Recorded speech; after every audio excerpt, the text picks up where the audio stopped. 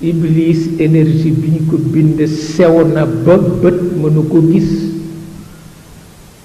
waaye kàttanam rëy na kàttanam rëy na yàlla wax na yonent bi ni ko moom la nu am comme noonu nan ko wattu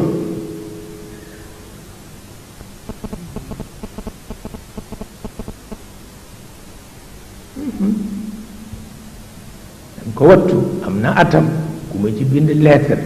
dama dégg sa déclaration ca gàmmu Tiwaawan nga tudd iblis est-ce que vraiment iblis am na ku amul woon yàlla du ko tudd waaw ndax moo bind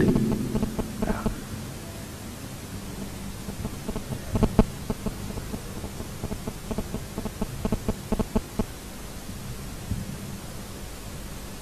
lu mat a bàyyi xel la ndax fa muy natt dafa sore ci nit te mooy fi yàlla tëdd xol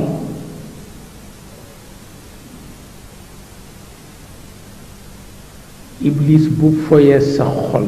dara dootul rëy ci yow ku ñu tudd nga saaga nga defe ni njàmbaar la ci yow fekk na dafa xam fa yàlla kastee xol ba xam na ko yàlla xamal na ko ko bu ko dindee loodul ñemeeti amul